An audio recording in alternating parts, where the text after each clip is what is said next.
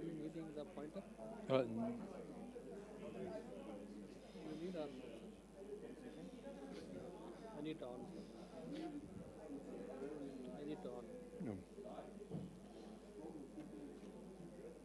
Okay. Oh, I don't need it in there. I don't need to change. I'll change that by my hand, but just to be able to point. Yeah. So I guess you can put that back in.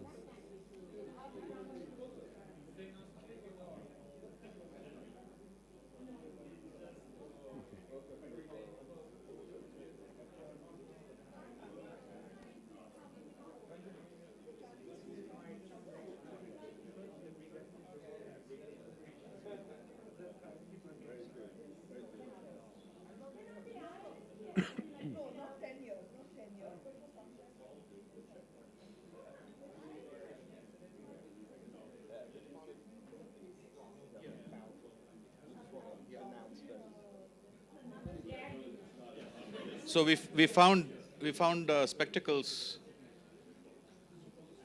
Anyone to claim them? Anyone? Going once, twice. Yeah. If you're missing spectacles, you can't see what Sid is about to explain. You can borrow one. Okay. All right. Let's get started. Oh. So it's my pleasure to I have been volunteered as the chair for this session. They wanted an experimentalist. So, sorry? Oh, sorry. So it's my pleasure to introduce our next speaker. We have enjoyed the ground state of coffee after amorphous ground states. Now we have Professor Sidney Nagel from the University of Chicago, and he's going to discuss function switch over generations. Off to you. Well, thank you very much. And I really want to thank the organizers for getting me to come to India after so many years. So I really appreciate the invitation and the ability to come. So I was going to try to talk about some aspect that comes out of glassiness that is historically for us, it came out of studies of glasses, but it's going in a somewhat different direction from at least what I heard this morning. And so what I'm interested in is trying to figure out what is a relationship between what one can do and what one can make in physical systems and compare that with what one can do in biological systems. And so that's the aspect of what this talk is about. So the one thing that we kind of know about how things are created is that if you have a physical object, the physical object kind of gets created de novo each time. That is, you put in a crystallite and the crystallite grows, and there isn't too much, you can do it with more or less care, but you kind of get the same thing. What's happening in biology is somewhat different, and that once you have the material, the object, then you get to manipulate it, you get to train it. And so on the left-hand side, I show some examples of training, and so here is an athlete who within their own lifetime can either decide they're going to lift weights and become stronger or go out and become quicker by running.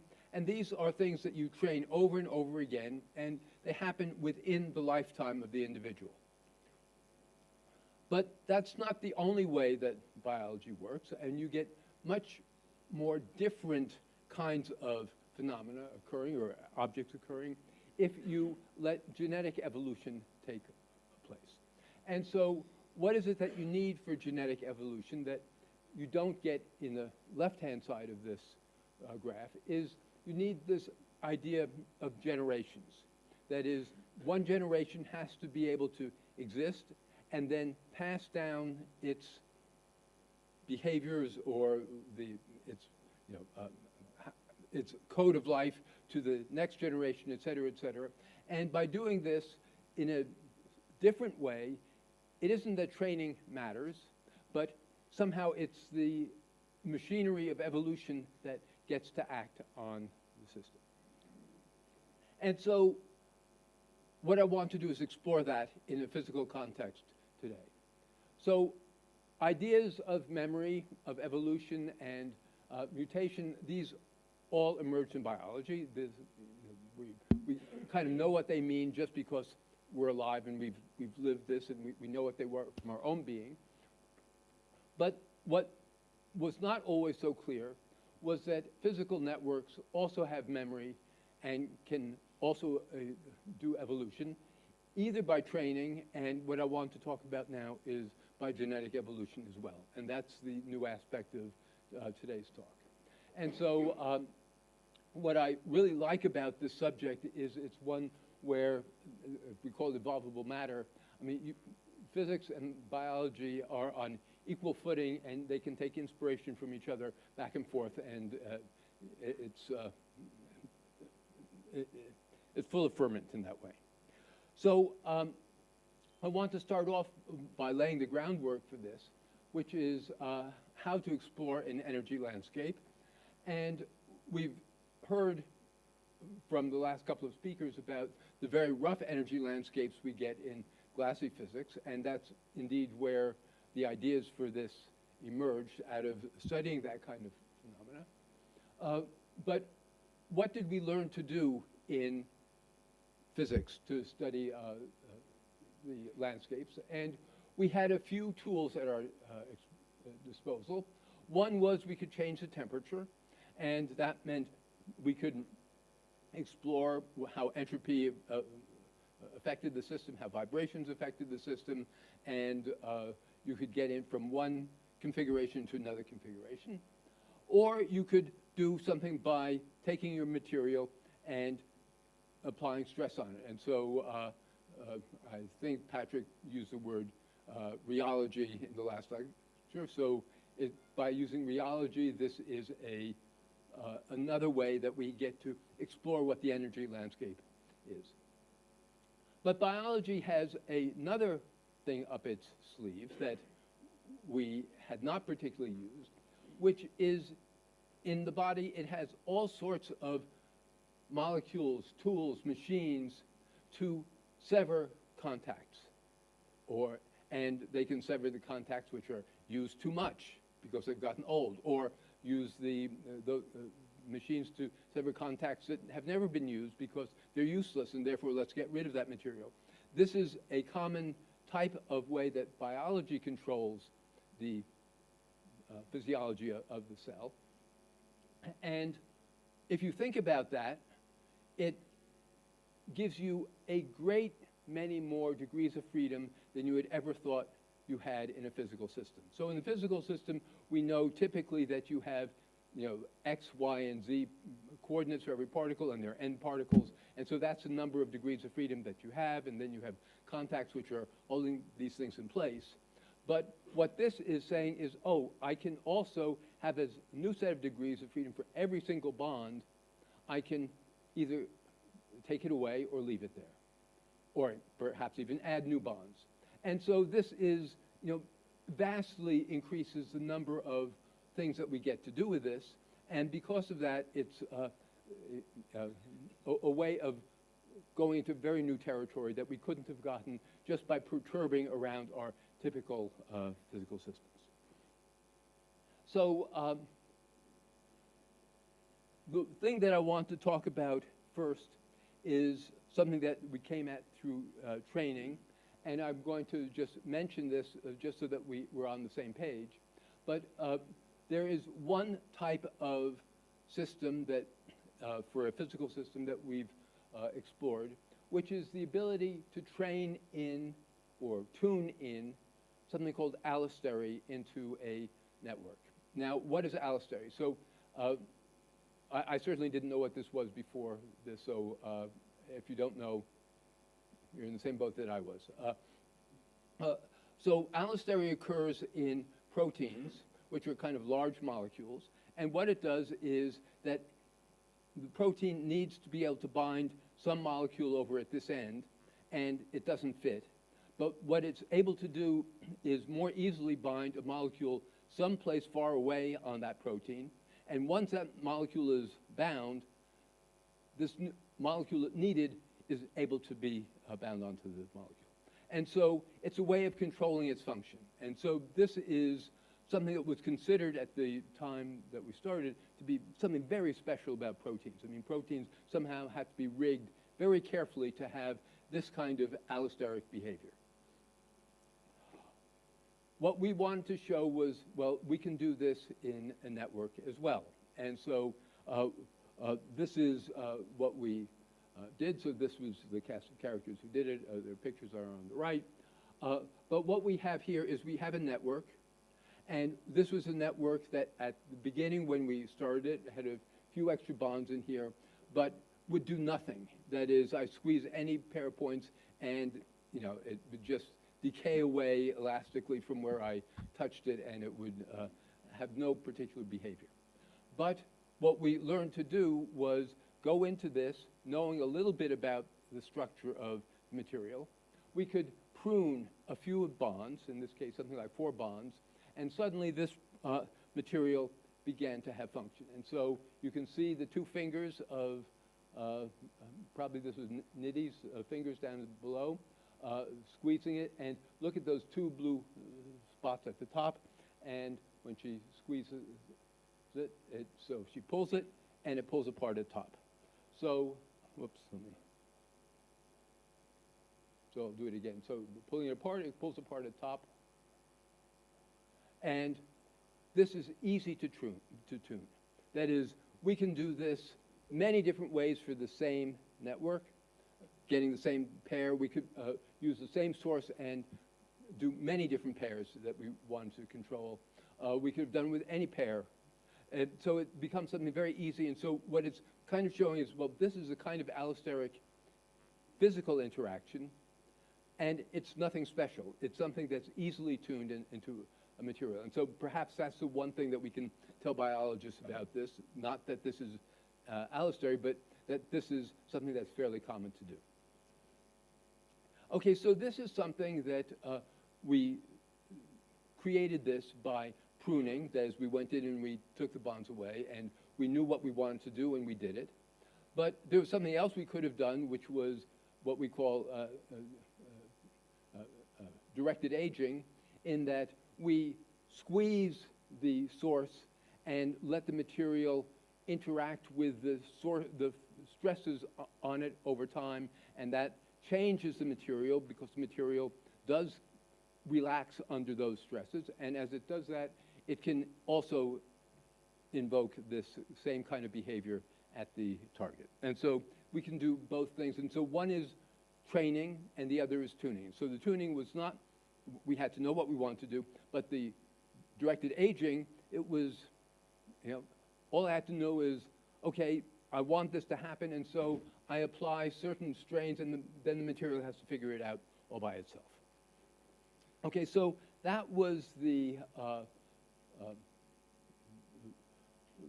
issue of tuning. And so this is what we learned how to do, and this is the what I wanted to at least bring up to speed before I go into the next part, because the next part is what is somewhat the new part here. And so what I want to ask is, well, okay, these physical networks can be trained the way I just mentioned, but can they undergo genetic evolution?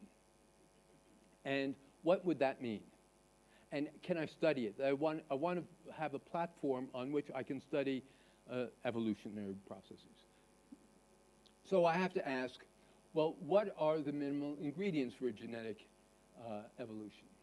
And so I need several things in order to get this started. That is, I need to be able to talk about something. And so I'm going to need to have an initial function so that the machine that I've built has to be able to do something. And so in this case, it does something useful, and I squeeze at the source, and the target responds as I want. That's a useful thing, and so that's what we call a function.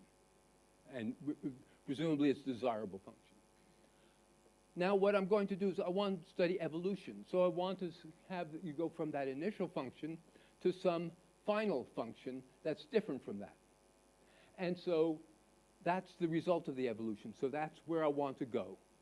So that's how I'm going to study the evolution from one function to another function. The fitness of this is something that I have to be able to quantify. That is, it's rather difficult in biology to know what quantification is, but here we have the ability we can define what we mean by the fitness, in which case what I'm talking about is if the function is I squeeze the source and the target is supposed to squeeze, I can ask what is the ratio of the stress on the target to the stress on the source. So it's the ratio, it's just a number that will go between plus something to minus something, right? And so that's the fitness, and presumably you don't want fitnesses which are zero, where you do this and nothing happens, but either the others, either going in phase or out of phase, can presumably be a useful function. Okay, so now what is a mutation? That's the thing. So what is a mutation for us? Well, the way I described creating these things was I did this by tuning the thing. So I went in, I took this network, and I trained it to go from this initial network, which did nothing particular, to be able to have this behavior. And so that means I had to go in and I had to snip a set of bonds. Let's say I snipped 4 bonds. So I take those 4 bonds away, and those 4 bonds now become mutations. They're discrete, localized changes in the system that take me from one behavior to another behavior. I now want to go and I find I want to get to the end result. And so I want to take an end result which I can't do both at the same time. That is, I have the initial and the end result have to be different from each other, otherwise it's a trivial task I don't need to evolve to do that. And so I'm going to take as my case, the in phase is one and out of phase is the other. I cannot do in phase and out of phase simultaneously. That is, that's impossible. So it's either one or the other. And so that becomes a clear path to go from my initial state to the final state. And I can tune either one. So now I have the set of mutations that it took to go from in phase, cut 4 bonds, add some more bonds, and I get to the out of phase where they're out of phase with each other. Okay, so then we have a selection pressure, which is criterion for the survival of the fittest. And so I'm going to base this on what is the fitness of the system. That is, if the fitness is too low, the claim is it's useless, and therefore biology is not going to try to continue this on to the next generation. Again, I get to define that, whereas in a biological system, we don't really know what nature does, but we get to define it in the physical system. And here comes the important thing, is this idea of generation. This is the time that we get to allow for the selection to occur. This is not what we had to do when we had just the tuning algorithm. And then we study the trajectories. So this is what we have in mind. And so I just show you how this works, is that we start with this initial function, which I show you here. It's the one I showed you before. That is, you open the source, and the target also opens. I could equally have well done it to open the target and close the source. Equally easy to create. And so this is the initial function. The fitness, as I said, is just the ratio of the stresses or the strains on the source, target to the source. And so that will be a physical number. And then I have this idea of incompatible functions, which I told you was going in phase, which I call plus eta, to minus out of phase, which is minus eta. So those are the regimes on which I can connect. Okay, so those are the first things I've created. And then to just make clear what we mean by this idea of mutations is that in the upper right-hand figure, I have a almost identical network as I have in the lower right-hand figure, except you see in the lower right-hand figure, we've got these things circled. And so the blue things are what I took away to make this one, and the red things is where I added something back to make this one. So and if you count them, 1, 2, 4, 5, 6, 7, 8, there are 8 mutations in here to go from in phase to out of phase or back again. So that's what we're doing. No, I'm fine. It's more. I'm so sleep deprived. I need to walk. Sorry. Okay. And then the selection criterion is that we want to always remain above some critical threshold for fitness, and that means that the absolute value of this ratio has to be greater than something. Okay, so Samar Alkatari, who is my graduate student, who is now Dr. Alkatari, going to UCSB, she was able to do this, and because of the ease of doing this, there are several things. They're easy to do in the simulation. We can do thousands of them quickly. We can also check to make sure we're doing it right, but we go into the lab and we can also make them, as I showed you in those things. So they've been validated. They really contain all the physics that we wanted to contain here. We start with one rather large network, and we choose whole bunches of things at random, a source and a target. Then we choose another source, another target, another source, another target. Each one of these we train for in-phase and out-of-phase behavior. We keep track of all of them. And the point of this is we create an ensemble. And so this is something that, as a physicist, we like to be have ensembles of materials so that we can really see what the statistics are rather than just what individual things get to do for us. And so that bin at the bottom here is that this is, she had 1,000 cases, and then she just divided them up into all those that separated the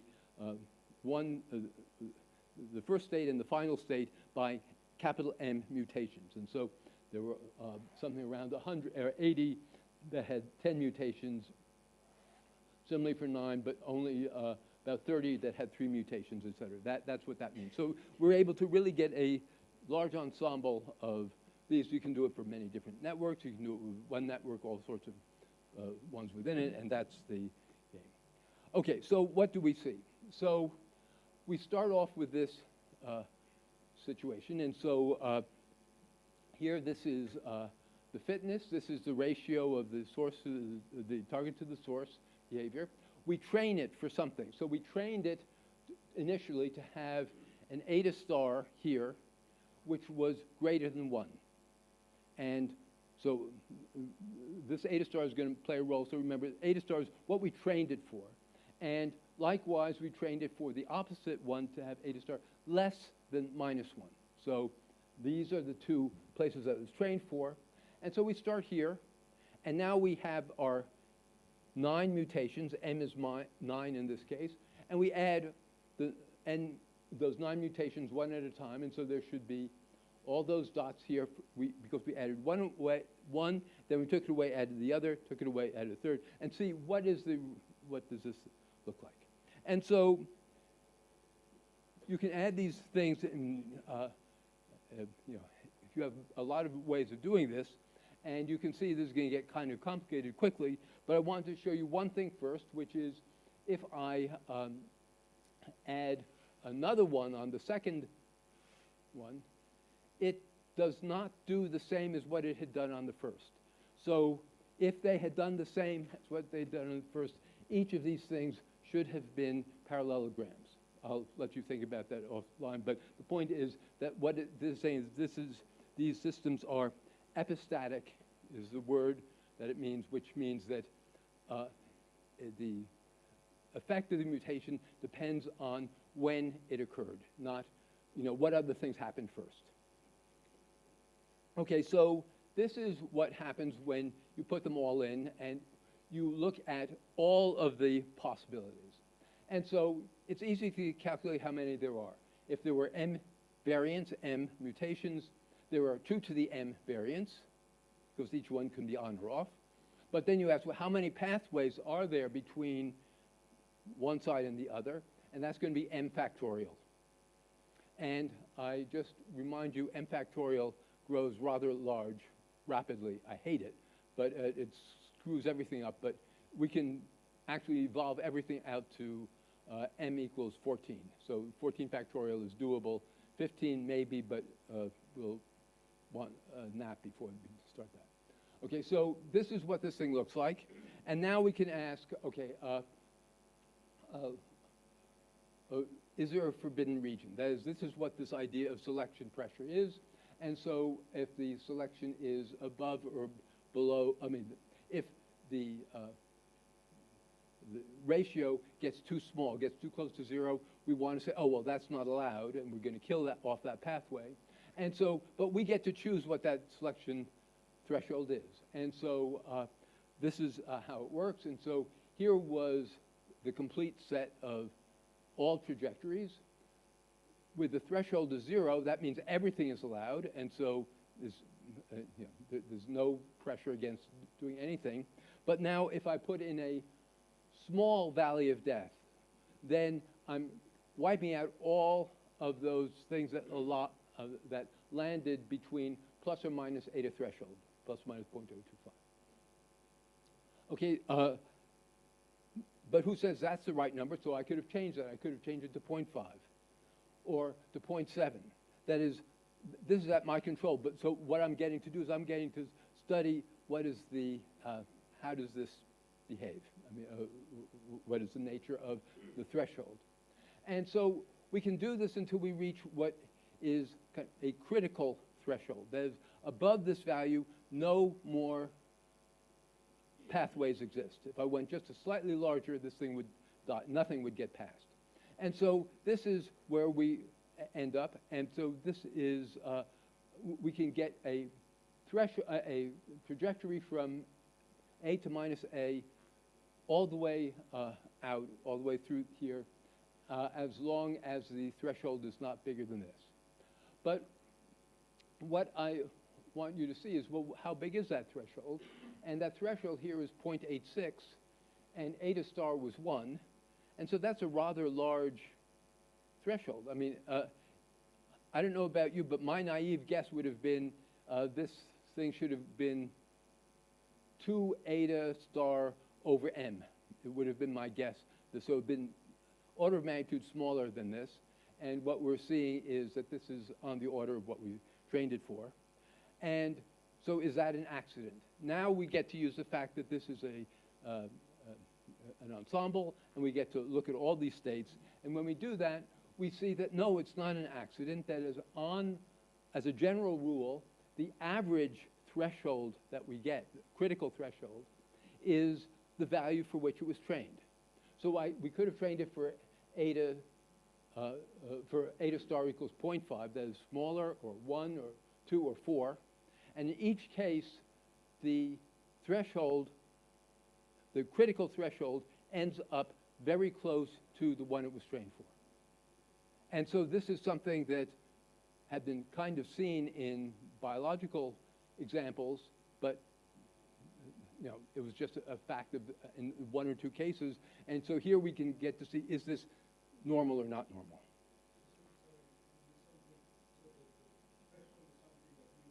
That's right.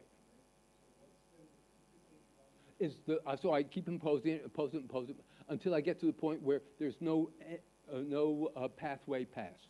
It's the largest pathway that I can, largest threshold for which I can still get a trajectory.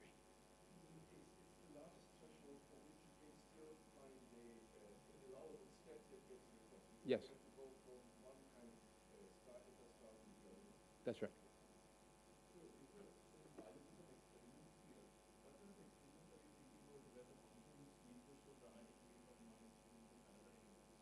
Oh, so what, in this case?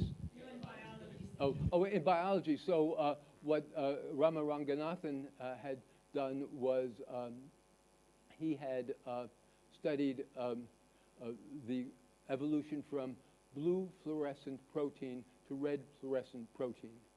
And so that, if it became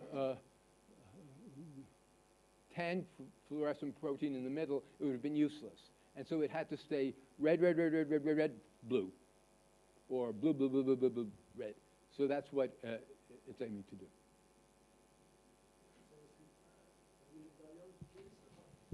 What is the training part? What corresponds to the training part? So, for example, in the example that you... The training, you mean, what is the threshold that I'm... No, so here you say that you see that the threshold is close to the value at which it was trained. But in biology... So the training is the wild type. Okay. That's where we started. Okay, so I seem to be running out of time. I have one last thing to very quickly say, but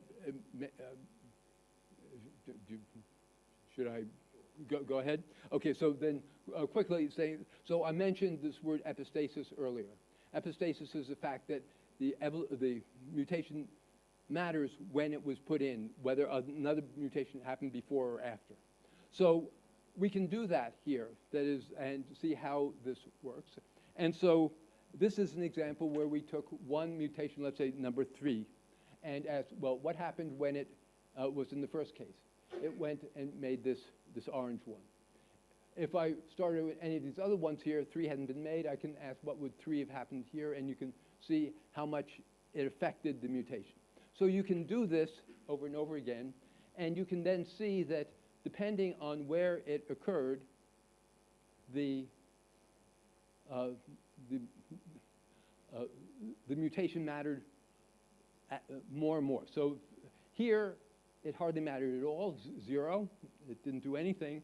At this end, these are all relatively flat. But over at this side, this mutation packs a wallop, right? And that's where it's useful. So what was surprising to us is now we can do this for every mutation in the system. And you get patterns that look like this. So what I showed you for that one, which was large at one side going to 0, that's how, in this algorithm that we set up, this is what this thing looks like. That is that they have the sweep going from large at one side to 0 at the other, or the other half starts from 0 at one side and gets to large at the other. So what... Or better and better, I mean, because of the signs, but okay. And so it goes over all words like that that have been used, but we hadn't been able to pull it apart like you can do in here. So we can pull this apart and we can see what's happening. And so this is where I want to end up, is that this I hope gives you a taste of what you can begin to do with this. This is, for biology, pruning training, it's easy, and proteins are not special. You get these very large critical thresholds, which were not expected. For physics, you get things like directed aging, which is novel functions, but this kind of leads to these trainable, pluripotent materials. And then, of course, I have to have the bullshit line, which is below which you don't have to believe anything up to now. Up to now, I hope you believe what I had to say. And what I want to kind of say, oh, well, this makes me hope, makes me wish for, is that in biology we can begin to find the general principles that shows how the evolution occurs through the mechanics and not by the biochemical specificity of the problem. And something general is happening here. You can find many mutation pathways and fitness landscape, mutational interactions. You can read it yourself. But the thing that I also kind of dream of for physics is that, well, this is a new phenomenology. This is not the kind of physics, I mean, condensed matter physics is all about interactions. And we study them to death. But so far, I haven't seen this particular kind of interaction taking place where it's the order that matters, which one comes first versus the other as a crucial aspect of this. And although, I mean, I have found some examples of it, but it's certainly not at the core of what it's doing. But this kind of question allows us to address that. And with that, thank you very much. These are the people who did it.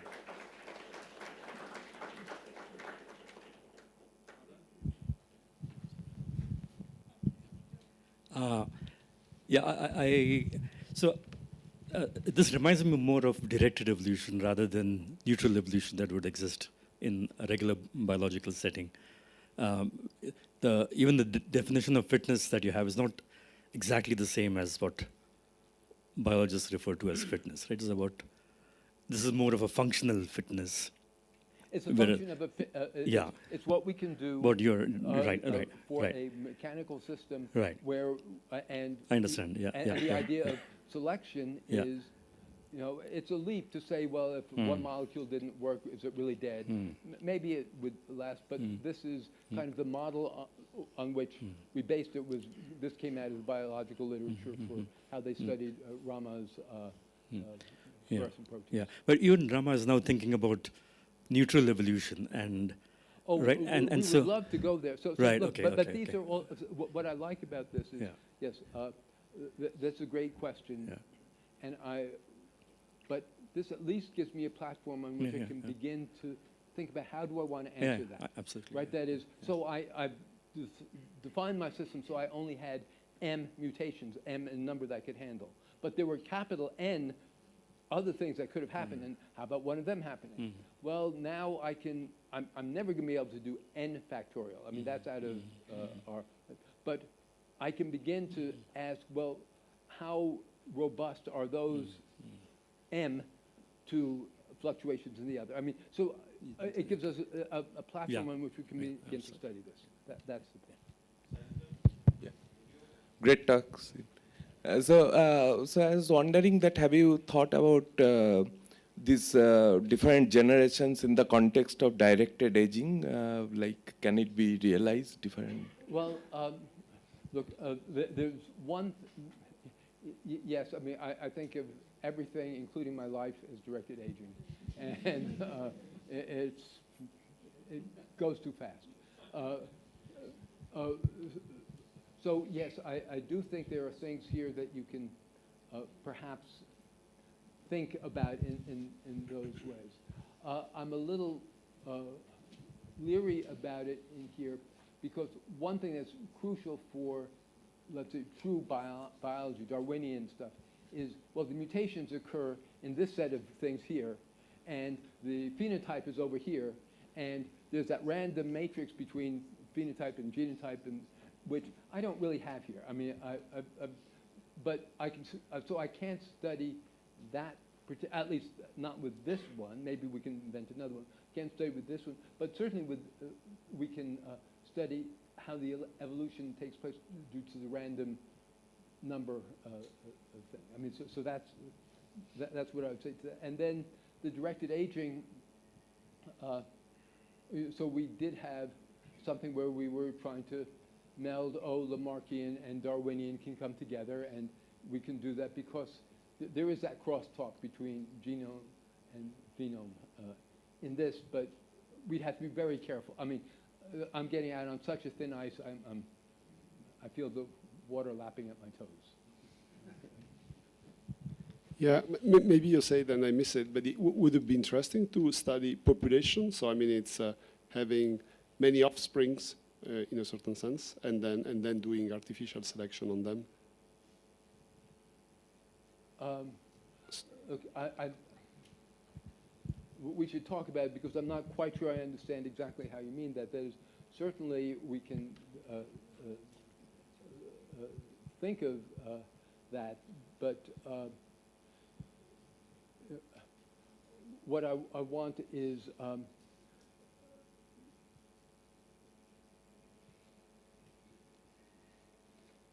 well, maybe it'd probably be better if we talk offline because I don't think I have anything seriously decent to reply at this time of the morning after jet lag. But Yeah, just a question about the algorithm you use. Like, every time you start from the same initial conformation and then you keep randomly cutting, or We use the things that I showed you here were clearly from one specific algorithm that we chose. But of course, we worry how important was that algorithm. So we have tried other algorithms as well. So we went from the state that didn't do anything, and then we trained it for A. We went back to the state, and then trained it for not A, and then we looked at things between that. Another thing we could have done was we could have started from here, trained it for A, and then staying at A, trained it for not A. Okay, so that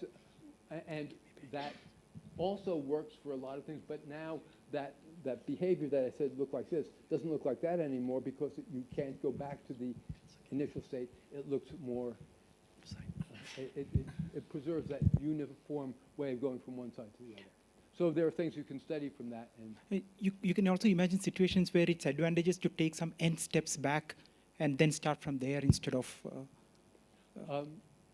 well, look, what we've done is once we told you what are the mutations, I've told you all the mutations, and I've evaluated every pathway. So there is no thing about taking n steps back because all those are included in the pathway.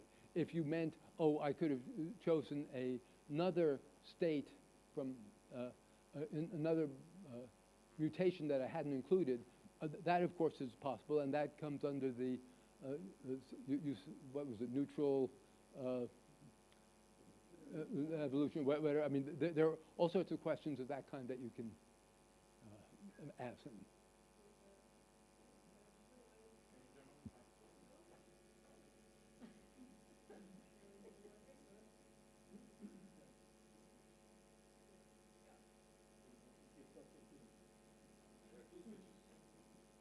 One's on your vocal cords. Should I think of this as transition pathways in the fitness landscape, and your threshold as some sort of selection pressure, variability, system size, and drift? I don't know. How should I reframe this in sort of the classical theory of people essentially static of evolution? Eventually. So I mean, there is all of this older work about fitness landscapes, and people write essentially Fokker-Planck equations, etc. How should I reframe this in this language, or should I? Well, you can. I'm not going to. I mean, I'm still sticking out here as an experimentalist. Planting the pole where theory goes to die. Well, no, not theorists. Theorists are lovely people. They can all stay. But I do want to say is that, look, what my job here is to find the physical platform. Mm-hmm. And now you get to evaluate it into whatever theoretical language you want. And I'm all for that, kind of. But what I really want to do is I want to get you the data that actually is meaningful, that what we know what each step of this means. And then, sure, whatever way of looking at it is useful should be used for it. But I'm still trying to figure out, look, the thing no one has asked yet, but I'm just fascinated by when you get to that last thing, there's one jumper that goes from way up there to way down there. It can be enormous. What are the properties of that jumper? I mean, that's a physical thing in this system. And to what extent is that generic? Is it normal? I don't know what to say about that. And that's where I would like to go. Maybe So, I mean, you know, regarding the question of you're looking at only a few mutation sites and, you know, there's a lot more. I mean, actually, in terms of, you know, there are settings where all of this framework is very, very useful, and it has been used. And this is when you look at specific effects, for example, antibiotic resistance, you know, of bacteria, and for a particular antibiotic. Then that particular antibiotic has a particular way of acting on the bacteria, so it's affecting maybe a handful or a few proteins. And so there are actually biologists that measure, they identify sort of the key mutations that give rise to the allostery that you're, you know, talking about, and that ultimately modulates some enzyme that counteracts the antibiotic. And they have actually been really plotting out fitness landscapes, exactly those kind of, you know, I have these kind of, I'm just observing these mutations because everything else happens, but it doesn't do really anything reasonable. So there are landscapes, and people are more and more sort of looking at this. I mean, you're aware probably of it, or? Yeah, I mean, so Arvind, in our my next door neighbor, set up an experiment to try and look in and see whether you could play with how you give antibiotics to yeast, and you know, I would you know, classify that under biochemical complexity, and whereas this is mechanical simplicity, which is something which I get to study. I mean, it's under my control a lot more, but you know. So having said that, so look, that makes I'm on the defensive here. You're saying something else is better, and I said no, it can't be better. But it's certainly what I would say for you is that you know, clearly, if this stuff is useful, you'd want to see if is it useful for that kind of thing, for Julio's kind of population. I mean, all of these things would be, you know, but here we have a case where we now are able to really give you the statistics and the ensemble for how to look at this over for a broad class of phenomena. That's the. Can I have a quick follow-up to what Silka was, I think, was trying to ask, and maybe what Muhitin said? I'm sure your landscape changes when you do the mutations, right? If I think of this as part of your ensemble, then you had a rugged landscape, and then through the mutations, I'm sure the landscape is changing. Yeah. So certainly. Maybe it's not Silka's question. You know, that's my question. Yeah. You know, You're changing the connectivity. I'm changing the connectivity. I'm changing all of that. If I were to ask in terms of, you know, the kind of a Waddington landscape going down, you know, what No, things no, work, no, that's and so not what it is. I wouldn't know exactly what to say that this corresponds to. The, you know, what we have is on our landscape, and in this new basis of mutations, we have peaks and valleys in that That's thing. precisely what I'm asking. And so it isn't that it's changing, it's that, I mean, I would have said that those are coordinates of the system, so that you change the coordinate, and yes, that's a minimum in that. I see what you're saying. You're not changing the landscape. That's how I would have said. We have a long lunch break if there are any further questions.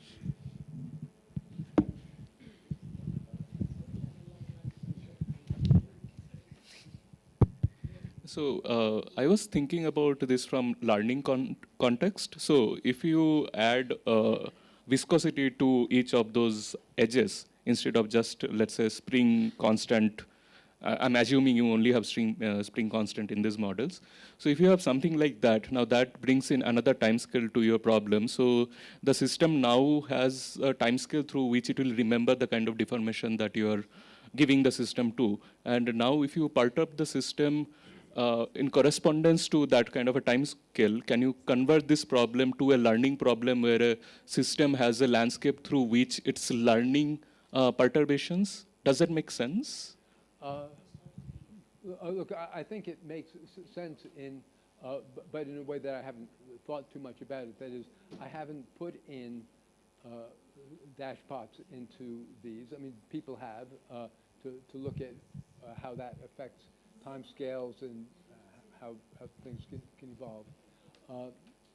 And that, certainly you can dress this up in many, many different ways. For me, look, let me just say what, much as those are great ways to do it, I just want to kind of point out what I think is a question that I asked that no one has jumped on yet, but it's to me, a core question here is, okay, you know, we got this critical threshold, which was basically 1. Why? I mean, my estimate would have been an order of magnitude smaller than that, and yet this is, no matter what we do, it was on that order 1. So that's something, is that due to mechanical networks? Is that due to high dimensional space? How do I think about that? I don't know how to think about that yet, but it's a fact, and that would be a place to, I mean, at least that's a question that this has raised that deserves answer, I think. So, this is when you, sorry, quick follow-up. No, so this is when you start with some random initial state, right? So is that possibly an indication of sort of some kind of a range of properties that you can have that have mutual accessibility? So in other words, if you were to sort of change that initial value of eta that you started with, would to something that's not a random choice but a special choice, then would that proportionality go away? I'm not sure I get the question. If I'm not, then we should probably do it afterwards. But what I'm saying is that we got to tune that by calling that our wild type. And so we trained for that wild type. That wild type could have been anything. And what we saw was that the threshold follows that wild type. And so in that sense, it's coming into that already. But if you're meaning something else, then I'm not quite getting that. That's sort of what I had in mind, Okay. but if the wild type was not so wild, then the special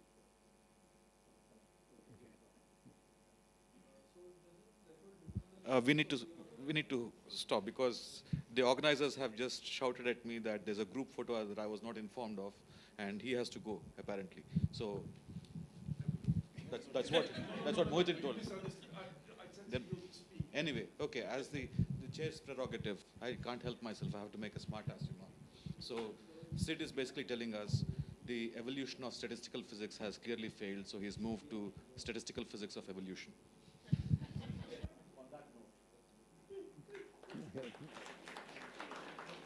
Thank you.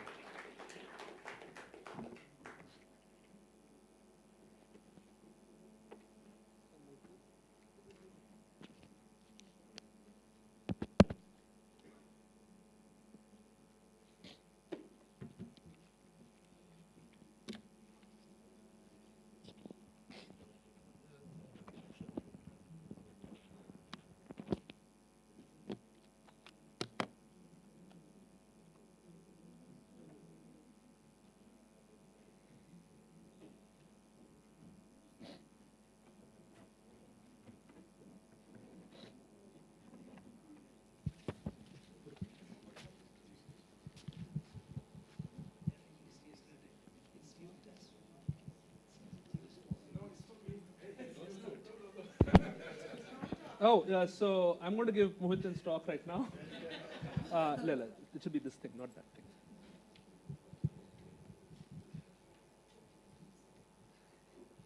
That's also nice, but maybe we should try the, yeah. Let me do it here. Yeah, that'll work.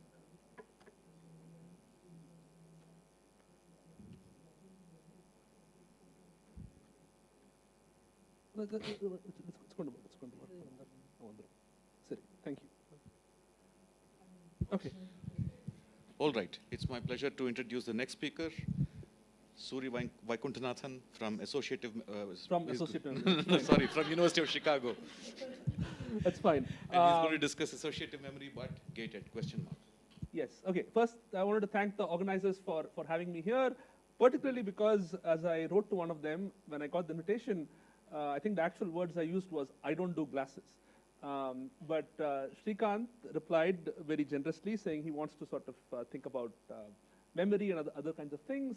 And so that's why I'm here, and that's what I'm going to talk about.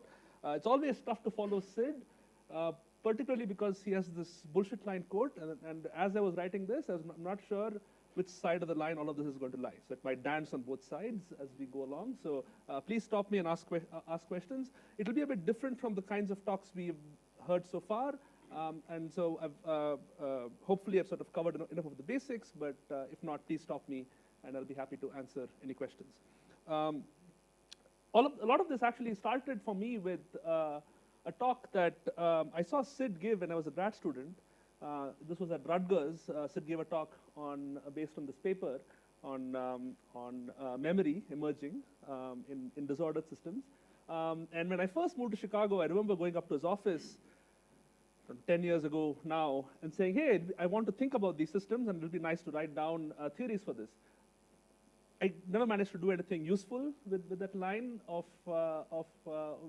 with that line of work, mainly because I still find this whole notion of memory emerging in this very fascinating, and I've not found the right kind of handle to get around and think about this.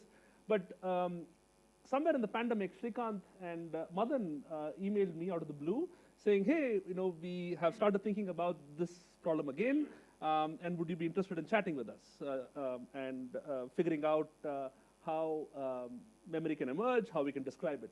I'm happy to report that the three of us together didn't manage to do anything on this, but we took a different approach that led to me getting very interested in associative memory and particularly versions of associative memory in which dynamics plays an important role. And so we wrote a paper a while ago on this topic. That's over here.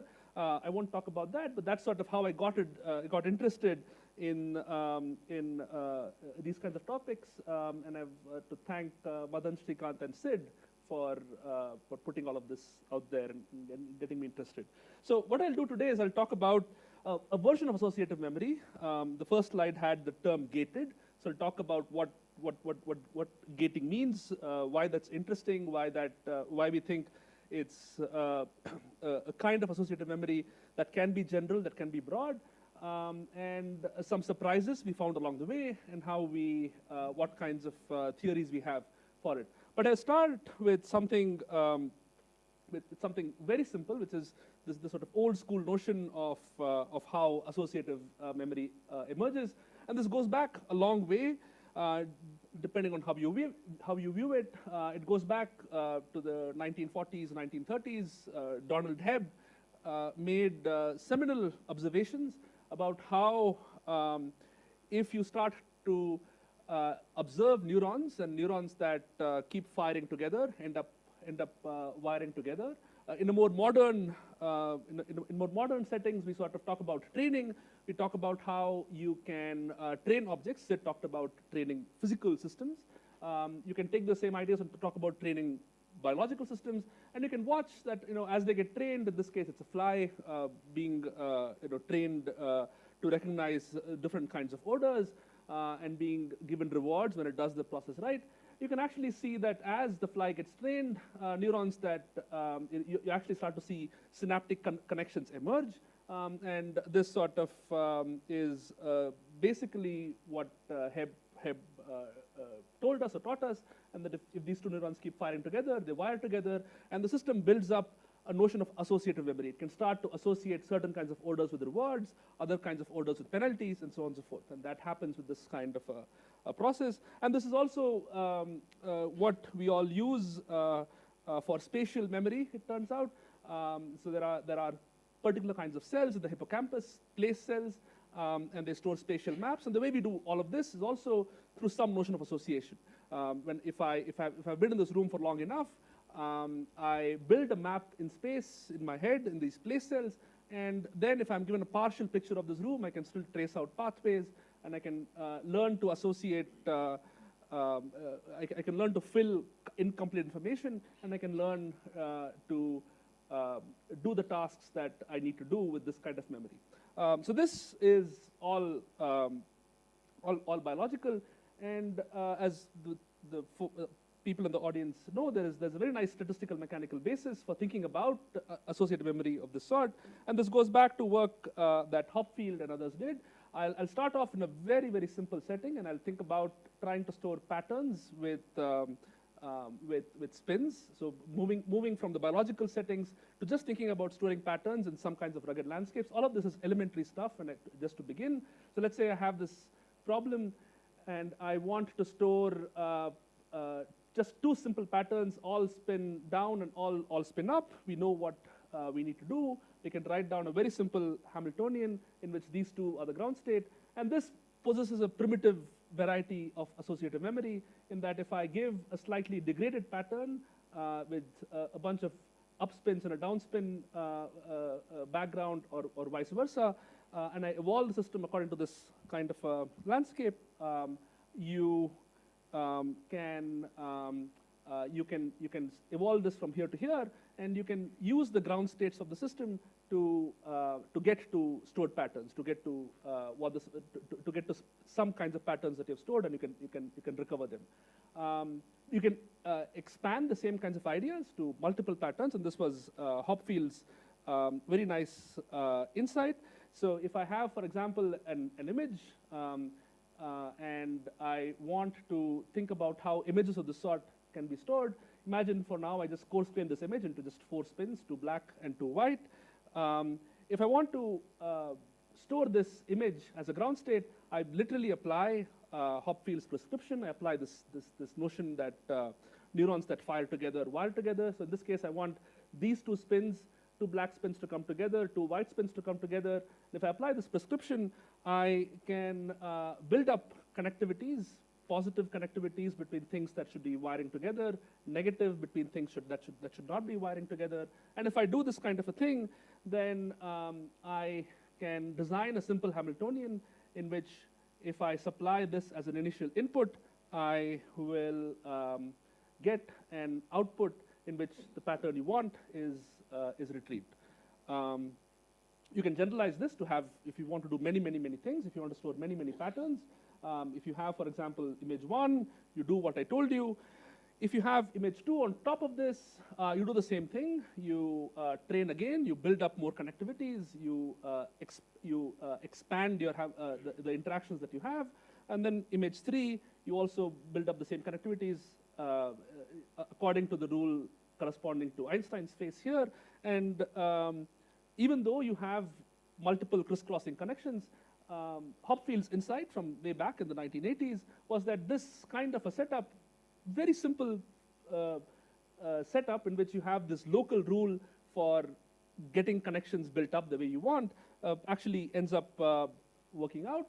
And you can, in principle, store multiple states using this kind of a prescription. So just to make that point again, let's say I have states, and these are just random patterns now as opposed to specific images. I've just labeled these images as with labels over here.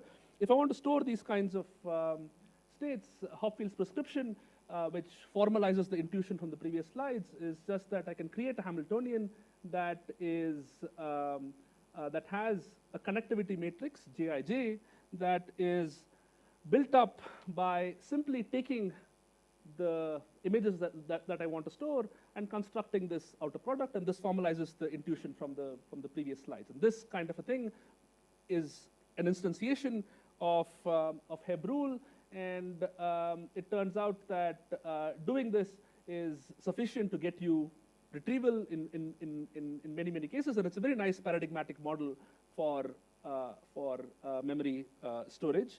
And it's applicable in many contexts. I mentioned olfactory, hippocampus in the first slide, but it's also applicable in many other biological contexts. It's also applicable if you want to think about classification, simple ways to think about large language models. All of these ideas end up being tremendously useful. Or this framework of thinking about constructing rugged landscapes in which you have minima end up being tremendously useful. And again, just to sort of belabor this point, and hopefully you'll understand why I'm doing that as I go down. The basic idea is you create this sort of landscape in which each memory you want to store is protected by some sort of a well.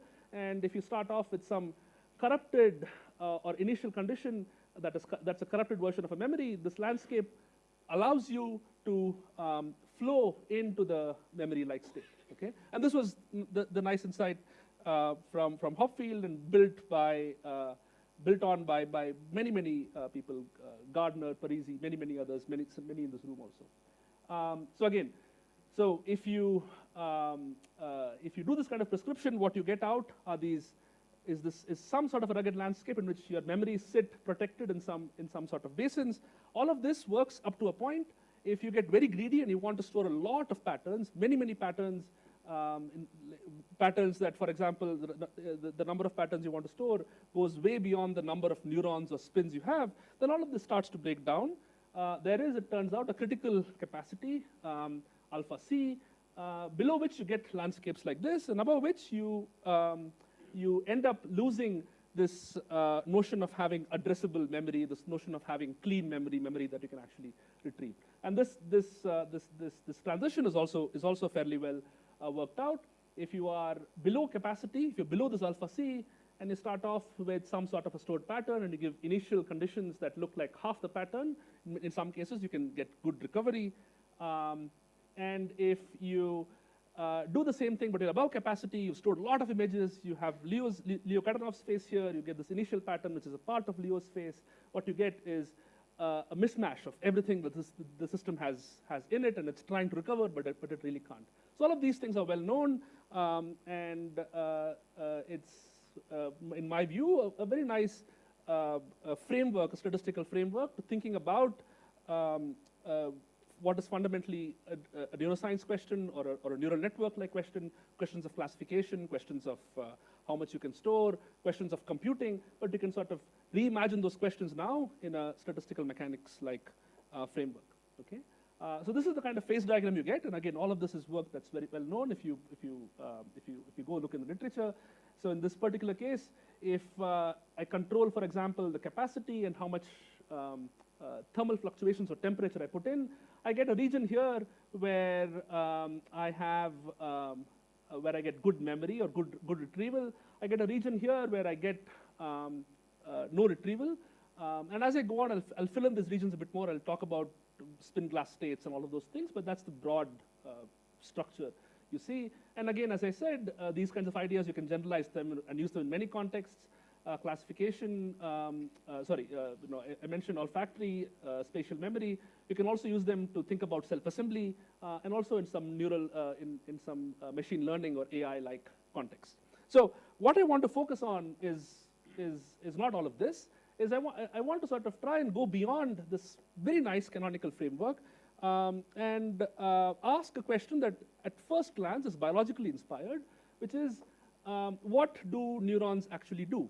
Do they use this kind of a Hopfield-like setup to store and retrieve, or do we have to go and add something that goes beyond this simplistic thing? The answer obviously is you have to go beyond the Hopfield setting, because this is a very minimalist setup.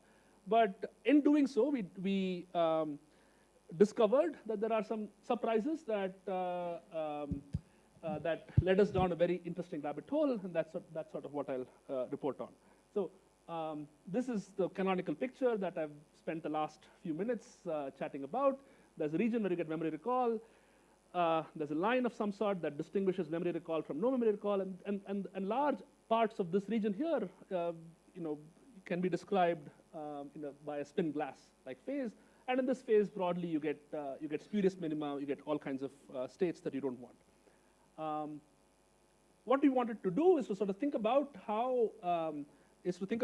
whether these ideas are, this sort of Hopfield-like principle is useful in a biological context. And in particular, it turns out that if you look even at very, very simple neuroscience models, and what I have here is just a caricature of a C. elegans worm. It's a very simple system. It doesn't do much more than foraging for food. It has 300 neurons. You can map out the connections of all the neurons. You can actually visualize the firing rates of all the neurons. You can do all of those things, and you can try and see if these kinds of ideas actually work and how well they work. And you can try and see if this kind of prescription is how the system learns, how it learns to generalize, how it learns to memorize. You can actually put these ideas to test. And if you do that, what you encounter is one interesting complication, and you can go into this complication at different levels of chemistry or biology or biophysics.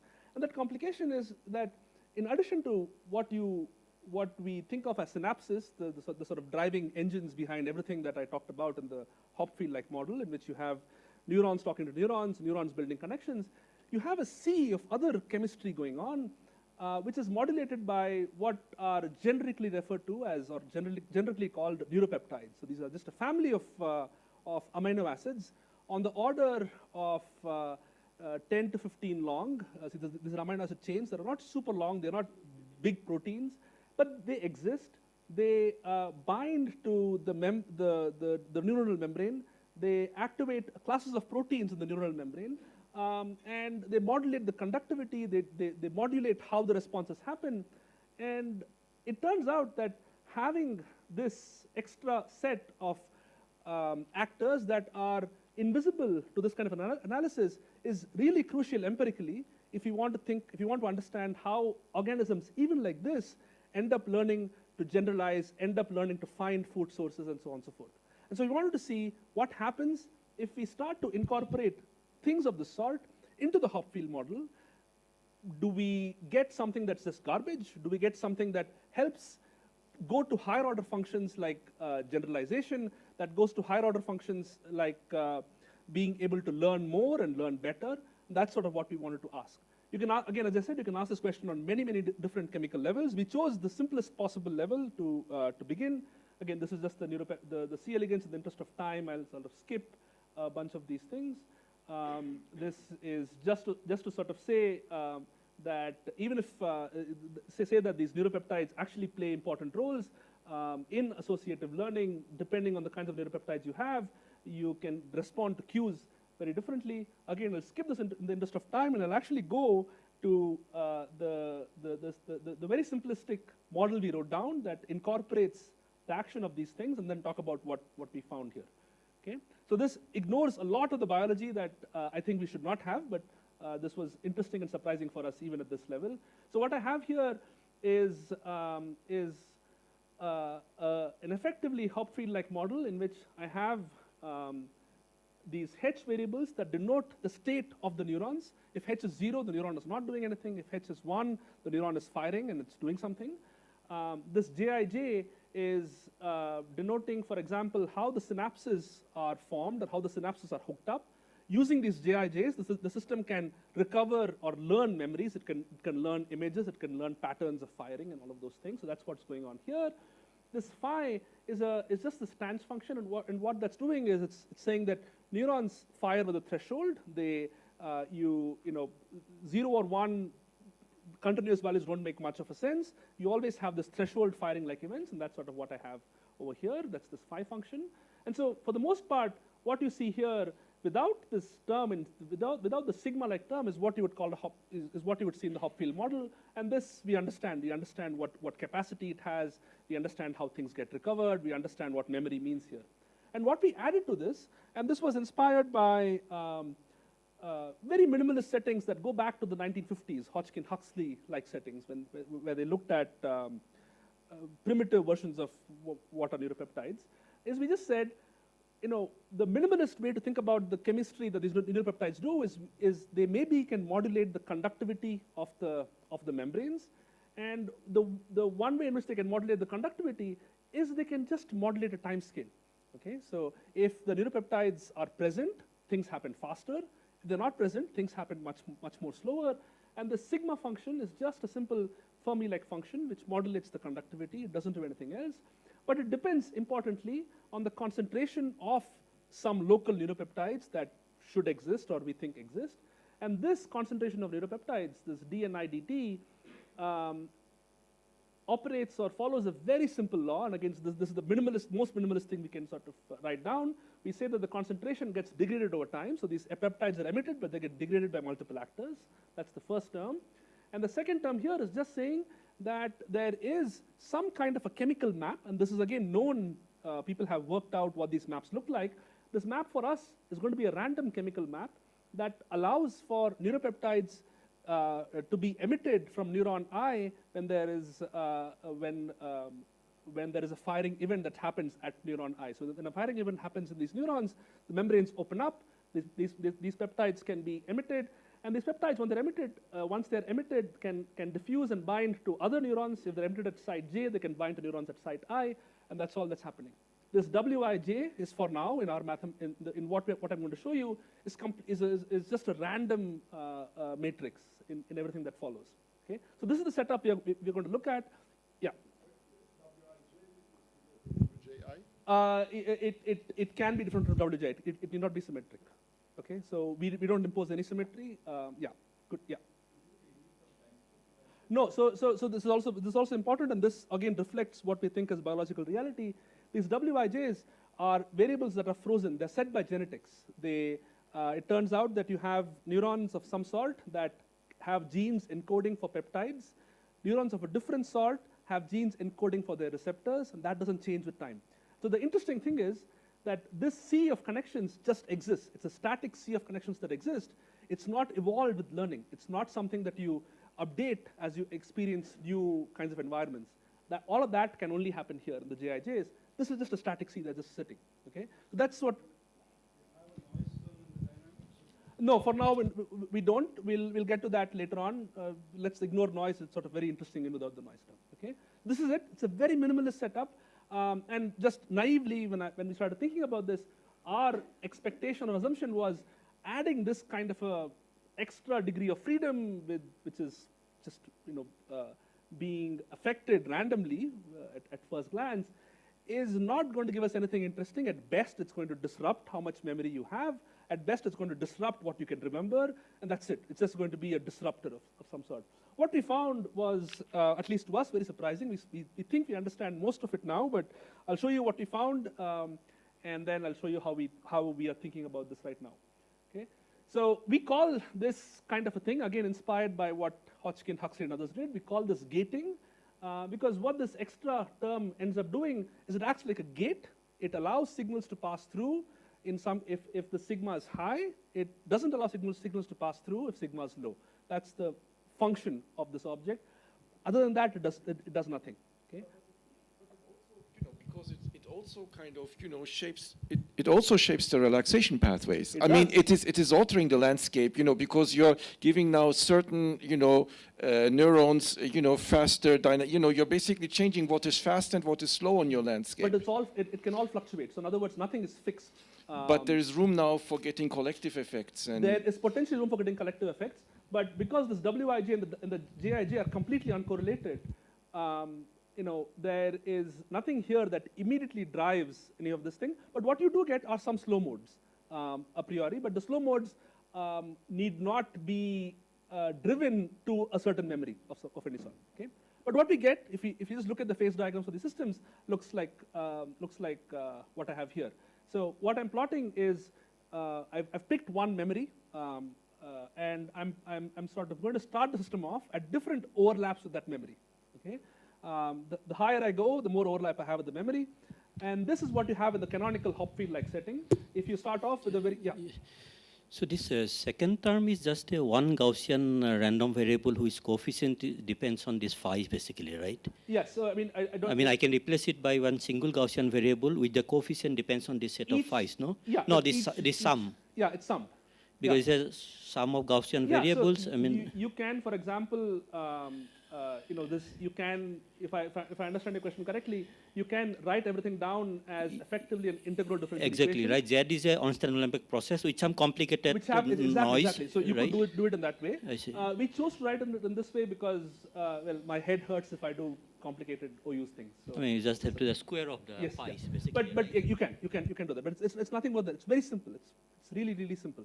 Okay. But what you get is the following. Without the old school Hopfield stuff is over here. There's a critical capacity beyond which you get nothing. You have if you start off with an initial overlap of 1, you can go all the way up to the critical capacity and then you drop because you can't have any memory here. No matter how good your initial overlap is, your memory basins have holes in them. They're not protecting the memory, and you flow out and you get this.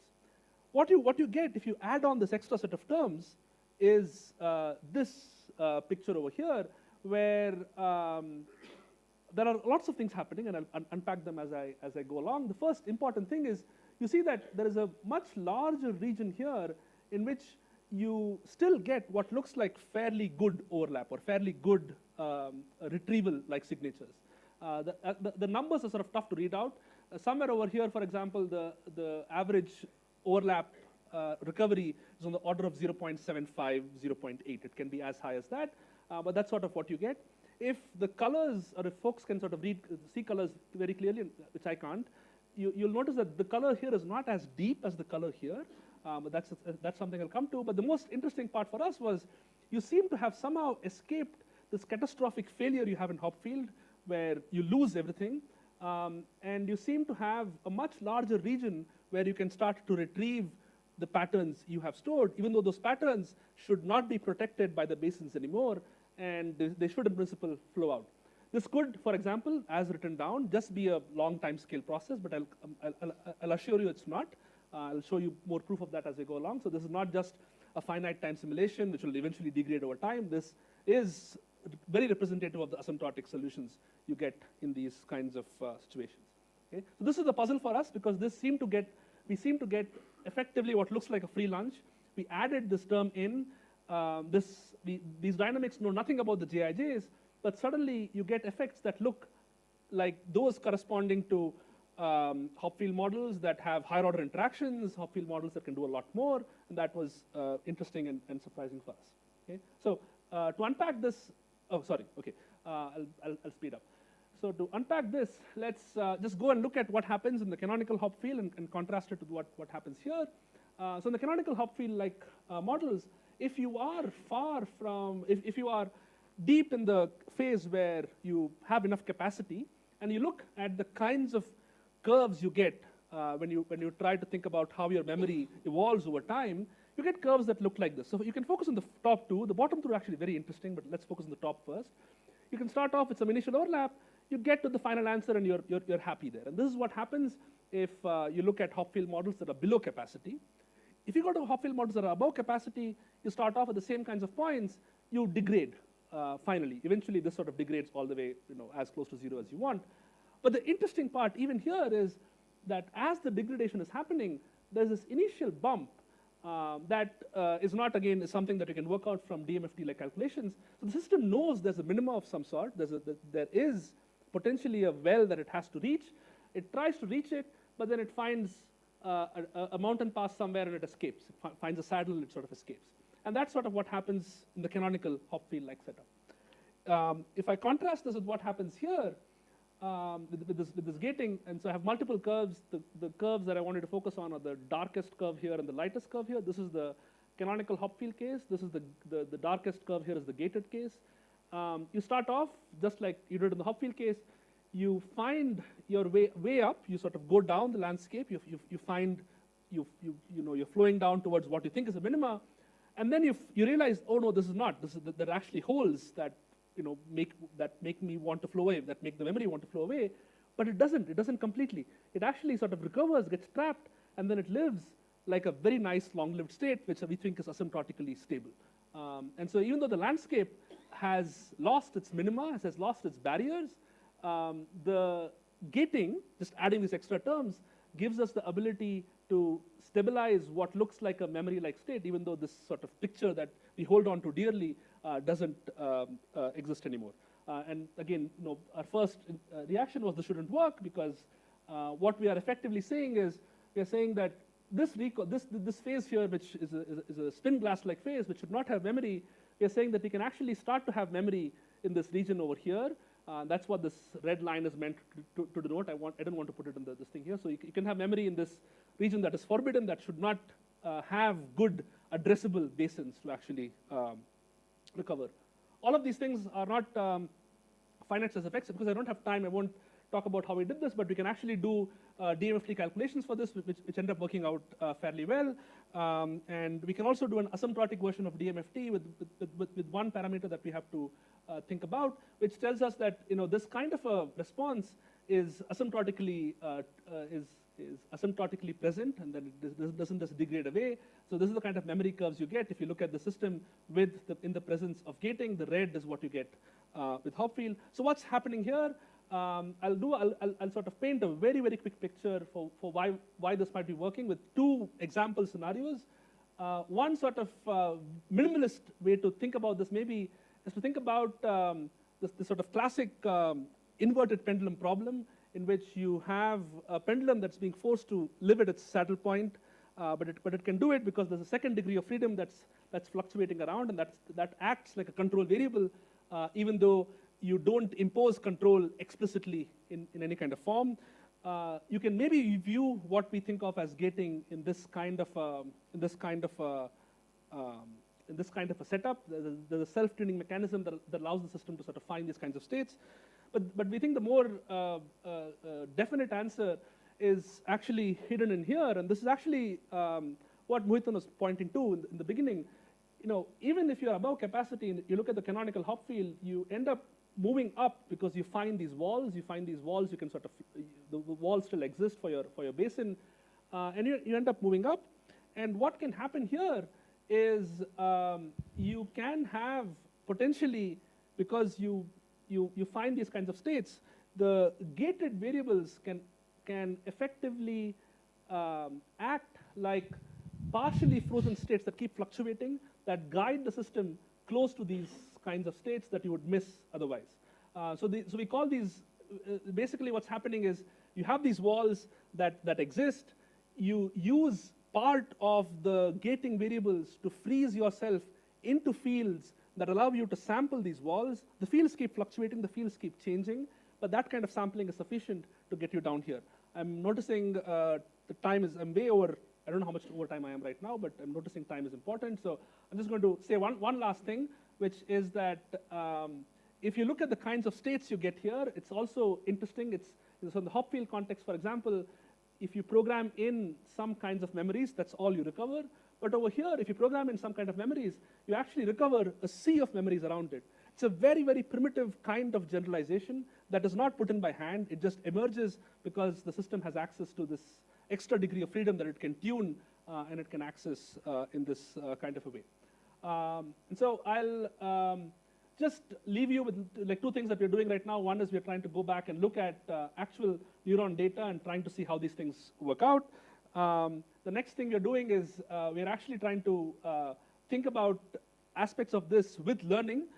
So having these sort of gated degrees of freedom to see if one can improve how much you can learn, improve what you can learn. People have been doing some work along these lines, but we think we can sort of help answer some of these questions. And I'll end with this. All the work done was done by two brilliant people, Daiki Goto and Hector, who are somewhere in here. It was raining in Chicago, and I insisted we take a group photo, and that's what happened in this case. But again, thanks for your attention. I'm happy to take any questions.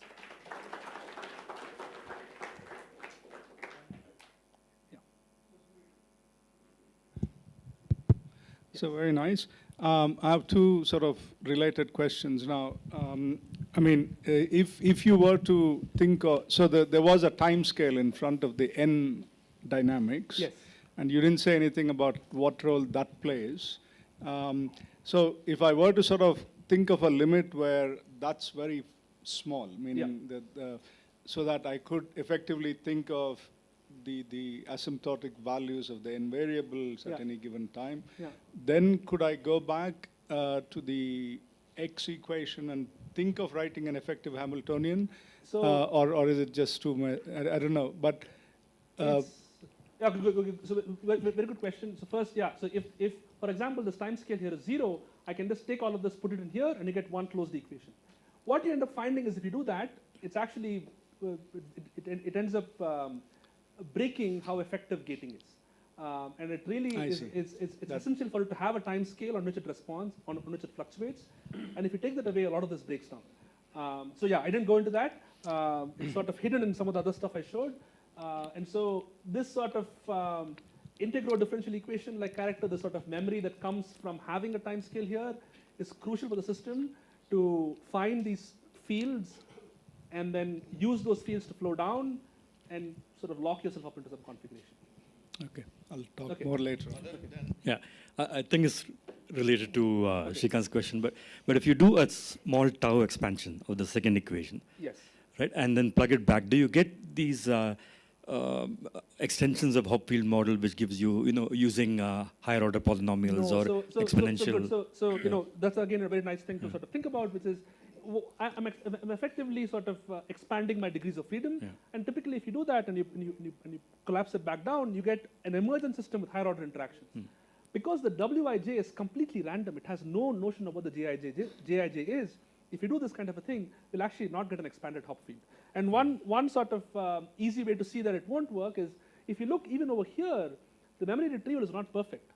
And that's because even the states that you think you're programmed have sort of spread out, and you get a basin, expanded basin of states that you can now access, which you would not get in a Hopfield-like setting. And so you don't end up deepening your minimas. You do something fundamentally dynamic. You allow the system to sort of sample these kinds of states.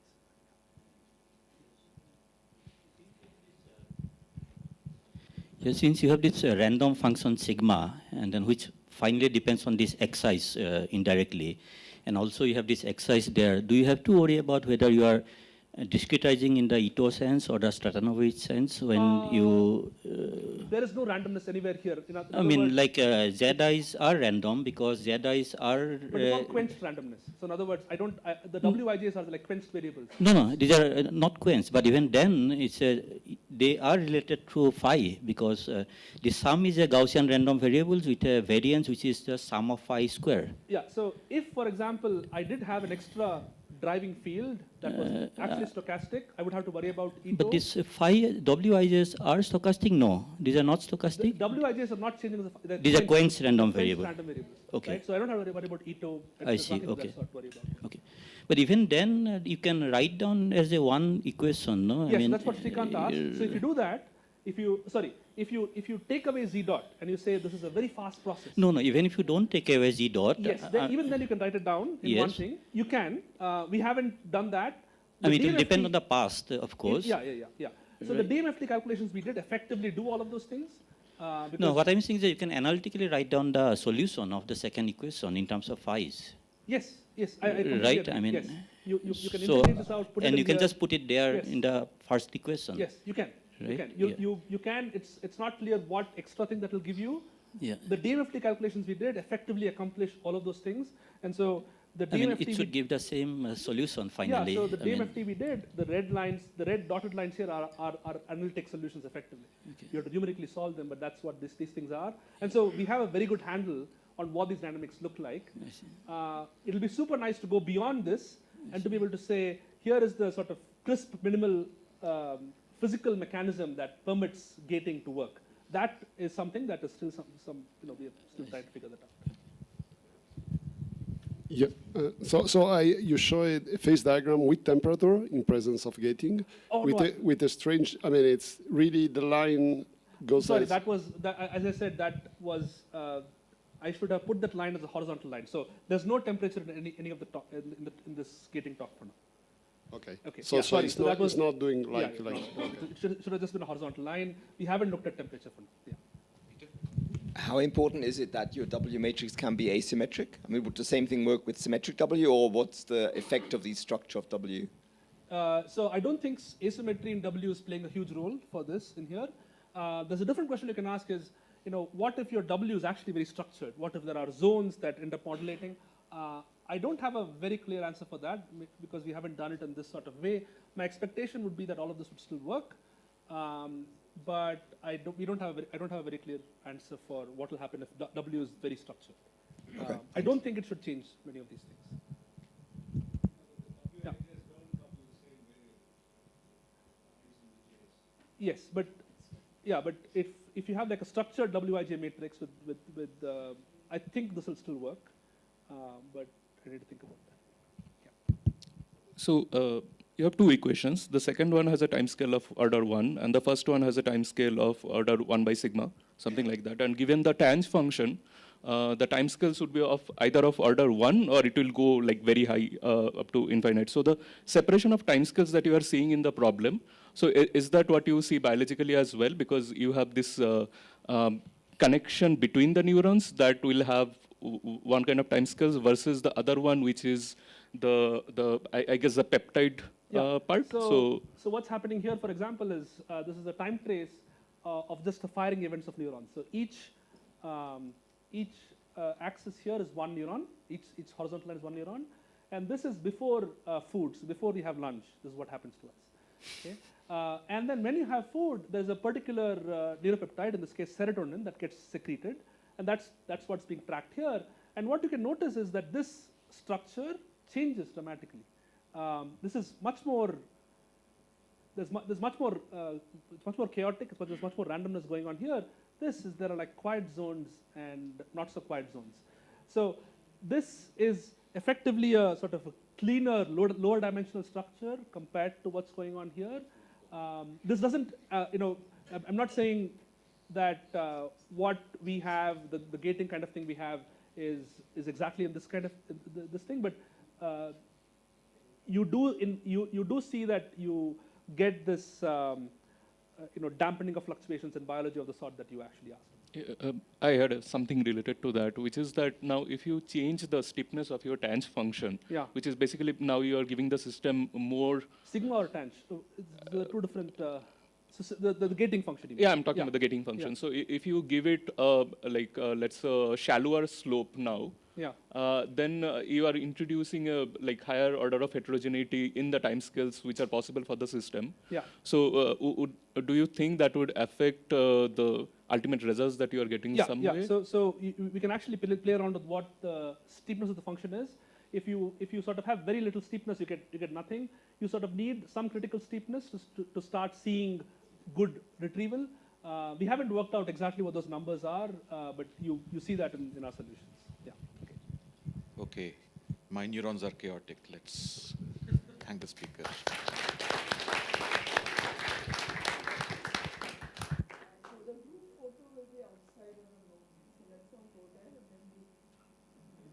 And then we'll go for lunch.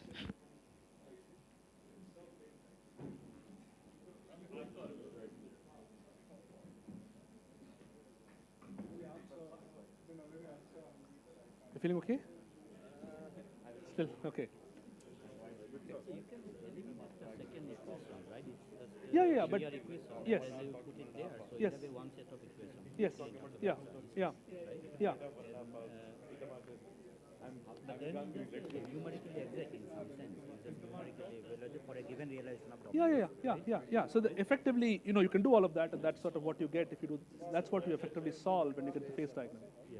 Yeah. No, I didn't understand when you put the one equation, something fails. You said. No.